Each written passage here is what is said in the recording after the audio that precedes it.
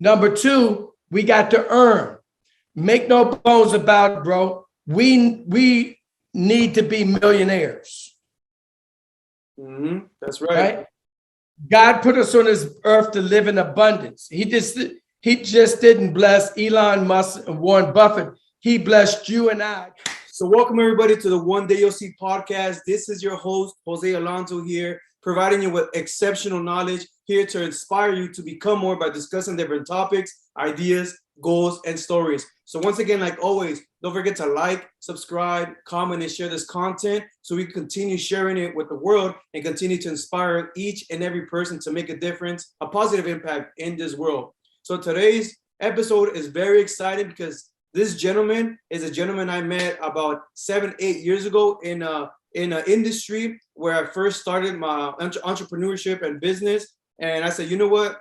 I'm coming back with the One Day You'll See podcast. One other way to start it off than to have somebody successful that taught me how to go from the bus to the Bentley, like I said.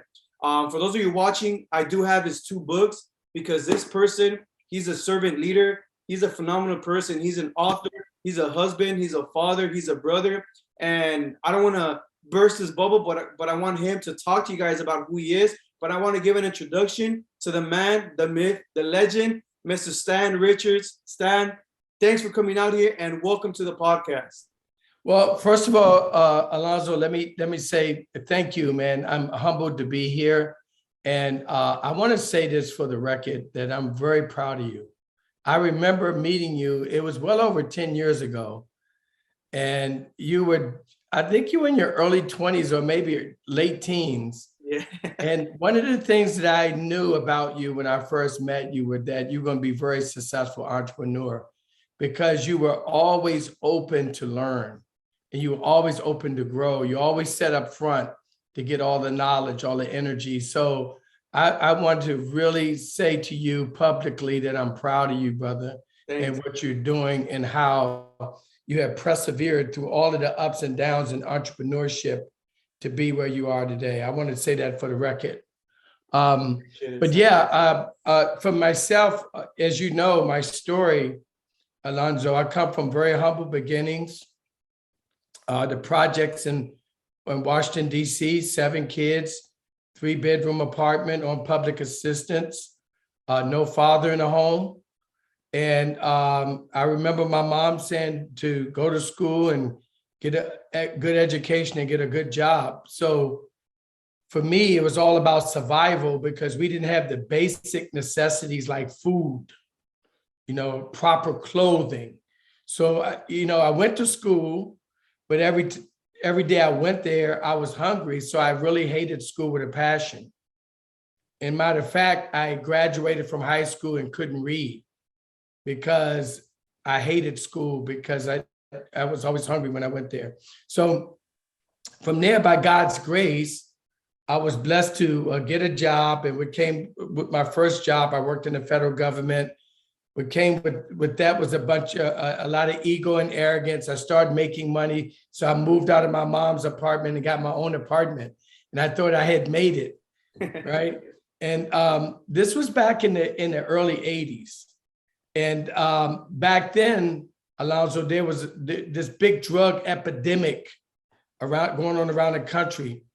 And so I got caught up in drug addiction early, coming out of high school, and was actually lost everything from 83 to 1987, lost everything and damn near became homeless. And by the grace of God, long story short, I was healed from addiction. Then I went on and drove the bus.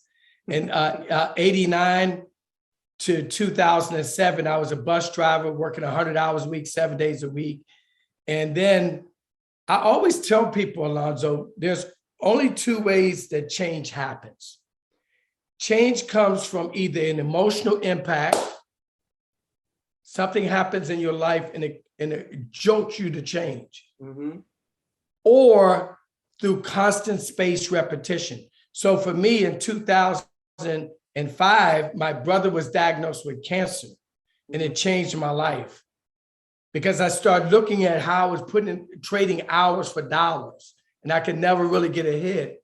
So I prayed and asked God to send something my way. And then early 2006, you remember this, we got in front of this major wealth trend, which was called voice over IP. Right. Right. And I was blessed. I was really ignorance on fire and got in front of that trend and got started with that company and was blessed to make millions of dollars. Retired me and my wife from 2 six-figure income jobs. And by the time I met you, I was driving a Bentley, right? Yeah, nice too. Nice. Yeah. But let me just share this, guys. Life is all about the journey. So right after that, I was at the top of my game and doing great. You remember those days? I remember. And then we had a bunch of turmoil in the company. And I ended up leaving the company around 2015. And then I got sick. I don't know if you knew this, but I got sick with cancer myself. Oh, I didn't know that. Yeah, right after I left the company, Wow. about a year later, I got sick with cancer. Dang. And yeah, so let me share this with you and your listeners. There's always some good in the bad. So when I got sick, what God showed me was I had very bad eating habits. You know, I was trashing my body. So long story short, God blessed me and I overcame the cancer. Okay. And now I'm cancer free. Amen. At 2022. And I'm in the best shape of my life at 60 years old. Applause, man. Amen. Yeah. Thank God. Yeah. So what is this thing all about? I tell people it's 3 things. It's very important that we learn. Okay. And what I mean by that, I don't mean just go to school, get a good education and find a good job, because we're living in the season now of entrepreneurship. You know that. Yep. Right. So there's a quote that says, in the time that we're living in now, the illiterate will not be the person who cannot read or write, but the persons who cannot learn something new, unlearn what they've been taught, and relearn. Right. Okay. Yep. So we got to be open to evolve and grow because everything is changing. Now, number 2, we got to earn. Make no bones about it, bro. We need to be millionaires. That's right. Right? God put us on this earth to live in abundance. He just didn't bless Elon Musk and Warren Buffett. He blessed you and I to get the same blessings that they are getting. The only difference in you and I and them is they know something that we don't know. That's it. So we got to earn. We got to make millions. That's right. And then it's important to return. We got to go back to our families. We got to go back to our own communities. That's and right. we got to teach others and pull others up. That's right. That's the goal. So when you ask me to jump on this call today, it's my responsibility to you and your family and your community and your show to be on this call. That's why I'm here today. I appreciate it. So my next question would be, when did you, or what made you decide to start writing some books? Oh man, that's a great question. Let me tell you. So initially, when I went from driving the bus and embarking on that wealth trend that I spoke about earlier, it was all about money. How much money can I make, right? So I can get off the bus and get my life back. So what happens, Alonzo, after you have made money, money is really an illusion. There's enough for everybody. We've been trained to chase it, and you don't have to chase it. If you do the right thing and get on the right frequency, you will attract it. So I was chasing money, right? I was chasing Bentleys. I was chasing Louis bags. all of that, right? I was chasing steaks. I was traveling the world. And this is what I tell everybody. After you have driven a Bentley, traveled the world, ate steaks, you only can eat a steak so many ways, right? Oh my God. It all gets old. The only thing that matters is what you give back. So when I got to the top of my game and I got up there and I was like, oh my God, you know, I was still empty inside. Even though I had a $180,000 car, I was still empty inside. Wow. Even though I had $3,000 suits, I was still empty inside. And so I got still, and I asked God, you know, what is this all about? What is my purpose? And he led me to write my story and put it in a book so it can be of a blessing to others. So that's what really inspired me when I got to the top, because I was chasing money. But then when you get up there, okay, it's never enough. So you just chasing. It's all illusion. Wow. So now, you know, for me, the reason I wrote that book is because I wanted to know, nobody could tell my story the way I told it. That's right.